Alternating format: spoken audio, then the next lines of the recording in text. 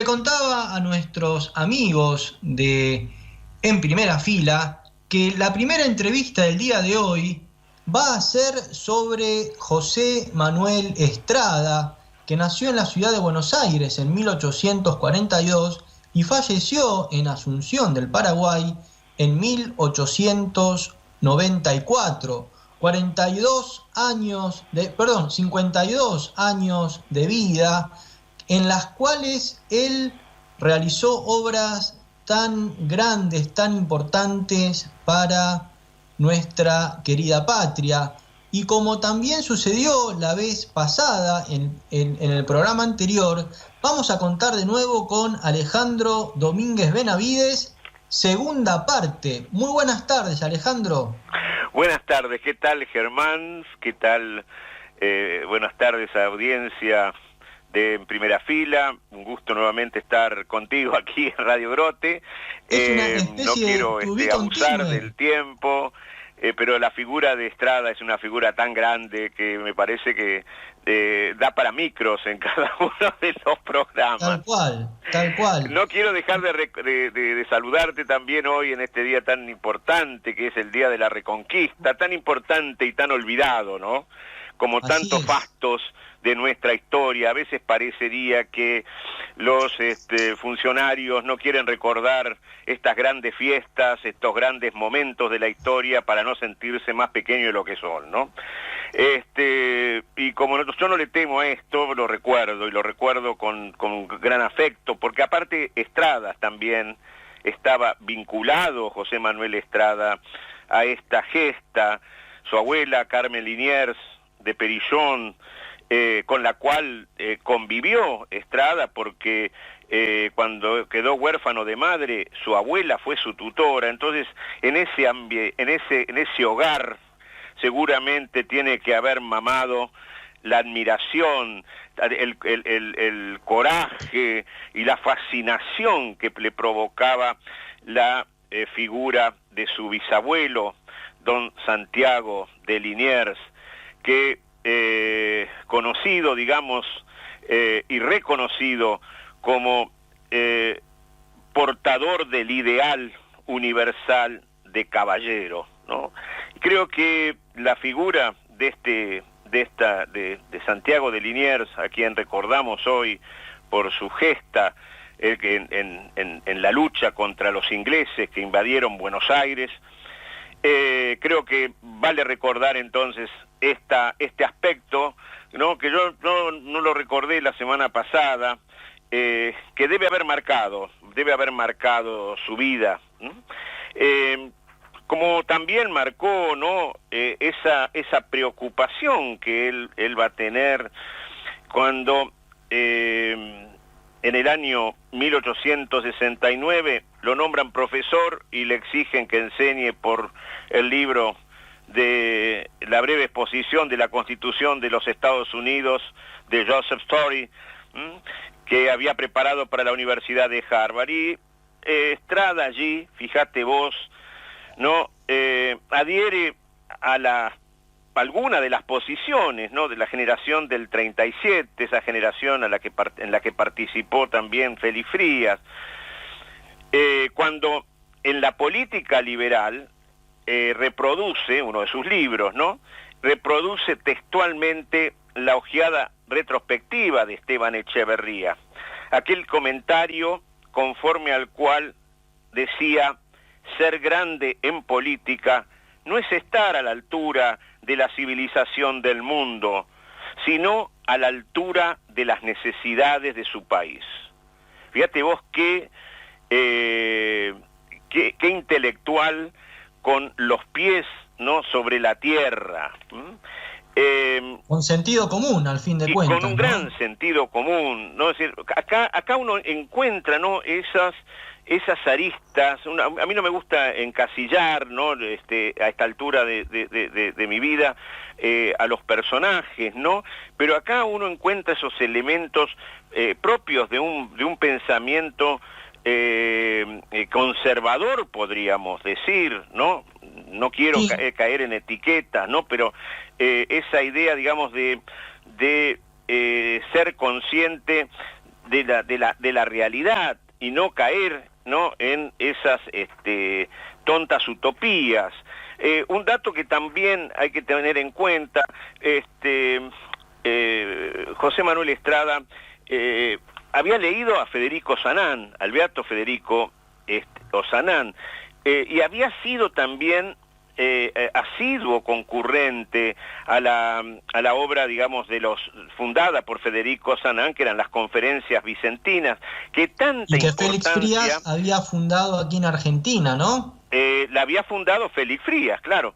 Y fíjate vos, Germán, la obra benéfica que hicieron las conferencias vicentinas en todo el laicado, que va a tener participación en esta llamada generación del 80, ¿no? Una generación en la que uno puede encontrar, yo recuerdo ahora un libro de Jaime Perrió, se llamaba Las Generaciones Argentinas, ¿no?, con el que yo estudié hace unos cuantos años, y él en ese libro elaboraba tablas, ¿no?, generacionales, y por ejemplo en la tabla sexta estaba integrada por Adolfo Alsina, por Manuel Quintana, por Nicolás Avellaneda, por Dardo Rocha, por Victorino de la Plaza, por José Manuel Estrada.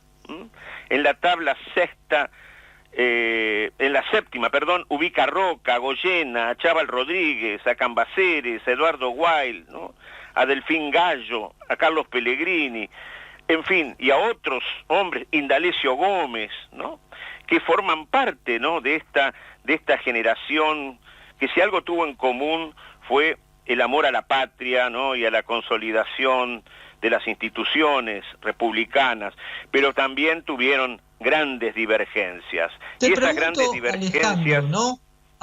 Vos has nombrado a estos hombres próceres, muchos de ellos, ¿no? ¿Qué tanta conciencia tendrían de la hora histórica de la patria? Porque nosotros los estamos tratando luego de muchos años, los estamos historiando. ¿Cómo vivirían ellos ese momento, no? Yo soy consciente de que cada uno de estos hombres había nacido en una época donde lo importante eran los deberes y no los derechos. Yo creo que cada uno de estos hombres fueron educados para el bronce, ¿no? Que tenían que cumplir una misión en la tierra, tenían que cumplir una misión en el servicio de su país, en el servicio de su patria. Entonces yo creo que ellos es una percepción que yo tengo, ¿no?, después de tantos años de estar vinculado a la historia, sí, de ver que eran hijos, ¿no?, de padres que esperaban mucho de ellos, ¿no? Y pongo el ejemplo de Roca, ¿no?, más allá de las diferencias que pudo haber tenido con Estrada, pero date cuenta que su padre le puso Julio Argentino. Creo que eso pocos han reparado en ese nombre, porque Julio Argentino Roca nació en julio, en el mes de la patria, y le pusieron Argentino. Fíjate vos qué carga que tiene ese nombre, ¿no? Julio Argentino, ¿no? Y yo creo que, como recordaba a Estrada, la importancia que tiene la familia, la importancia que tiene el hogar para recordar a los próceres, para recordar a los antepasados, que todos tenemos, ¿no? Y yo creo que no pueden quedar en el olvido. Y creo que esa es la función que tiene la familia, la función que tienen los padres, la función que tienen los abuelos, de transmitir ese pasado a las generaciones venideras, que aunque sea haya un nieto que en algún momento, ¿no?, recuerde con vivacidad esos cuentos, esas gestas que se viven y solamente se pueden transmitir en la familia. Y fíjate vos el caso de José Manuel Estrada, ¿no? Su parentesco con Liniers no hace que viva de ese parentesco, tampoco pretende imitar a su bisabuelo, sino que en la vida, en el ámbito que le toca vivir, se desarrolla de acuerdo con sus con sus talentos, que es otro de los temas que yo señalaba la semana pasada. Y fíjate vos, ¿no?, lo que decía José Manuel Estrada en este hecho que tampoco se recuerda tanto, ¿no? Un homenaje que se le hace a Carlos VII, el pretendiente carlista, ¿no? Y que sí. José Manuel Estrada fue anfitrión en su visita a Buenos Aires. Cuando vino Carlos VII, ¿no? Entonces, fíjate vos qué vibrante que son las palabras que dice en aquel momento y qué actualidad que tienen. Venimos a alarmar conciencias, a despertar dormidos, a reanimar pusilánimes, a enardecer espíritus, a vincular corazones, a disciplinar para las batallas del Señor. Generaciones enteras han escondido la lámpara debajo del celemín. Mientras los creyentes han dormido, el liberalismo ha velado. Hoy como ayer nos circunda y nos ofrece en signo de paz el beso de Getsemaní. Señores, ha llegado la hora de vigilar. Fíjate vos qué palabras la de este verdadero coloso del pensamiento y de la acción, ¿no? Porque también... Son palabras que se extrañan, Alejandro. Palabras que... ¿Vos te imaginás, Germán, en nuestra época, que un político nos hable con estas palabras? Y que nos hable, por supuesto, para mi programa. Que nos hable, por supuesto, desde el corazón, ¿no? Porque hablar se puede hablar, pero digamos, de José Manuel Estrada no se podía decir que era un hombre que no había actuado o que no se había jugado, digamos, por ese pensamiento. Pues fíjate que vos lo vas a tener al querido amigo Juan Marcos Purredón, que al final se dio, ¿no?, la posibilidad casi fortuita o providencial de que compartamos este espacio con vos. Sí. Cuando hables con él, envíale mis saludos y también mis felicitaciones por una fiesta que celebró ayer en la intimidad. Muy importante por demás.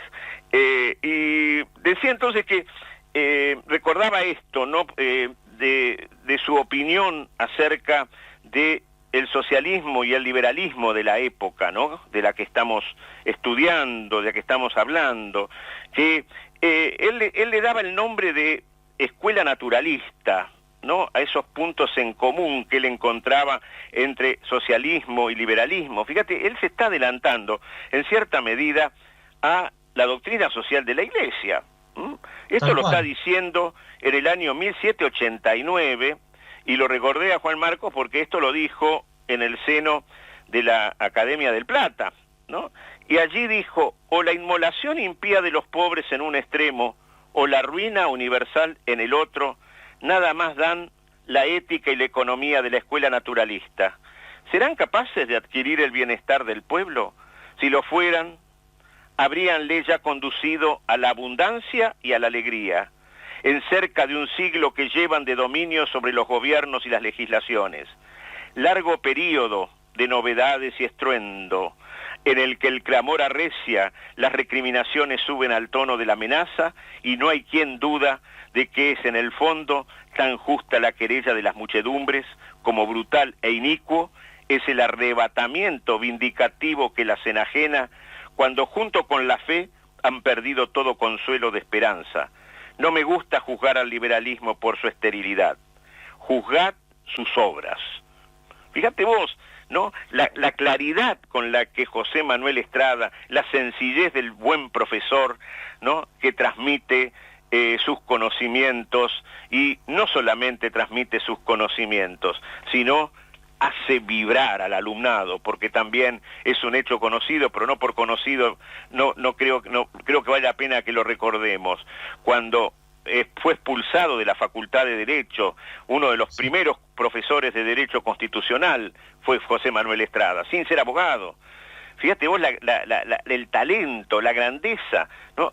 ¿Qué profesor debió haber sido que sus alumnos fueron a requerir su vuelta a la cátedra, porque sabían que habían perdido un profesor verdaderamente genuino, un profesor universitario, como recordabas vos los otros días, con esas características, ¿no?, que señalabas en otro programa. Así que creo yo que, bueno, tenemos unos minutos más, pero antes me gustaría preguntarte sobre Estrada precisamente en la década del 80 del siglo XIX, ¿no? Porque él es sobre todo conocido y respetado también a propósito de los acontecimientos que se fueron sucediendo durante esos años. Así es. Y yo creo que aquí también, ¿no? La frase evangélica, la frase de San Pablo, ¿no?, el omnium bonum, todo es para bien, se puede aplicar, aunque al pobre Estrada no le fue tan bien, ¿no?, pero desde el punto de vista personal, ¿no?, por fue expulsado de la universidad, pero eso le dio fuerza, ¿no? Ahí demuestra uno el talante de Estrada, ¿no? Y le dio fuerza, claro, para tomar la decisión de ser el líder de los católicos. Creo que Ausa dice por allí, y ya que estamos en la radio Grote, ¿no?, que el padre Grote pudo emprender su obra porque Estrada le había facilitado el camino.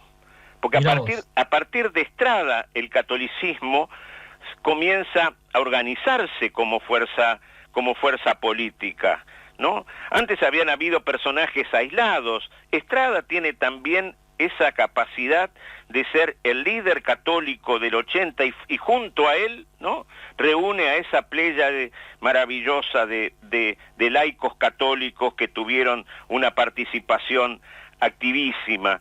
Y vos fíjate, ¿no?, yo quiero recordar también en estos breves minutos que seguramente me quedan, en el discurso de clausura de este Congreso Católico del año 1884, Estrada reafirma el rol del laico en la sociedad. No lo diría si no pudiera ampararme en la autoridad de un cardenal de la Santa Iglesia Romana. Este siglo de universal secularización de todas las cosas es el siglo del apostolado laico.